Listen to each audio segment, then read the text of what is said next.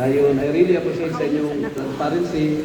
Same rin yapon sa City Government of Malaybalay na transparent yapon ta diha.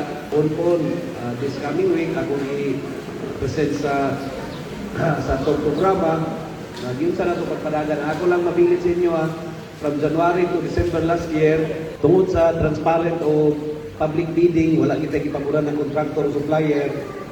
Ang Malaybalay is nakasave sa 119 million pesos sa kinatimukan natin ng kwarta. Kaya ang paggasto sa kwarta sa Malaybalay, iagi mag-bidding, magpalit og mga butang. Ang dili na iagi bidding, ang sweldo naman namo, honorario, mga traveling allowance, o kanang ayuda sa ospital, sa punerarya, o sa pharmacy. Bayad sa eskwelahan, di na iagi bidding. Tanang kwarta sa Malaybalay. Magpalit og bangko, o mag-request mo sound system, pagpatungkol sa building, iagi gilang public bidding. Una nakasave ang Malaybalay kay ang mga kontraktor magpaubos man siya. Ang uban magpaubos og 3%, 5, up to 10 to 15% sa presyo. Makasave ang Malaybalay. So, mao gina ang logical reason nganong Malaybalay is makasave. Nganuman, ipasakta nato ang bids and awards kung kinsa tong willing na kwalipikado po. Wala nato isabot na ikaw karon na imo sa rin na construction. Kani ikaduha imo, nya kato ikatulo imo, wala nato na buhata. Kay kung nanay kunayban sa kontraktor, mga kontraktor o ang naglingkod sa syudad, diha na siguro ang exploitation. Kay ang isa ka 10 million na project, 10 million yun itong ibayad. Minusan na siya 5 pesos. Ang isa ka 15 million na project, almost 15 million yun itong mabayad. Minusan lang og 6 pesos o 5. So diha na dayon ang exploitation sa pundo. Unya kanang gigamit namo na pundo, gigamit nato na pundo sa City Government of Malaybalay. Pareha gyapon na diri inyo kani na kwarta inyo ni tanan. Inyo ni tanan na kwarta. Di ba amping kay mo? Di ba giampingan ninyo kay inyo ha? Pareha rin na sa City Government of Malaybalay kanang kwarta na 2 billion pesos diya naga igasto within sa tibuok tuig ato na kwarta. Inyo lang gisalig sa akoa. Pinaagyan itong eleksyon na itong Mayo 2025, inyo kong gisaligan. Mayor Warren Pamilyaran, ikaw nagyapon padayon ng tulong katuig na mayor. Sugod na itong 22, inyong gisalig sa kuha. Dili lang kayo makahimog ingali financial statement tungod sa kadako kay sa Malaybalay. Hindi ko buhatan na itong ingali. Simple. Maghimog kong ingali, i-explain ako sa mga tao sa Malaybalay. Na muna yung atong kwarta.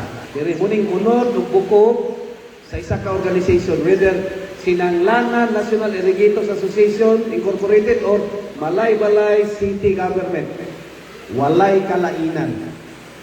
Busa akong hangyo kaninyo, kinanglan yun na magsusi-susi mo, yun sa nato pagpadagan ng gobyerno kay ato ara man na. Kabantay mo itong handong pamasko, at least alusa na tanang pamilya, matagaan na yun kay gitarong manato o gasto. So, pareha gyapon sa Sinanglanan. I hope na Sinanglanan National Irrigators Association magpadayon sa iyang ka-transparent. Okay? Kana lang.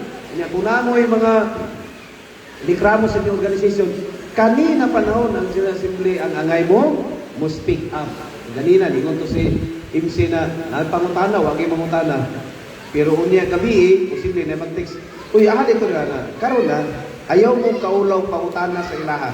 Usbunta na to itong perception nito sa una na ulaw kayo ipangutana. Kinaiyan mo sa mga Pilipino na murag disrespectful kung mangutana ka sa chairman. Disrespectful kung mangutana ka sa mayor.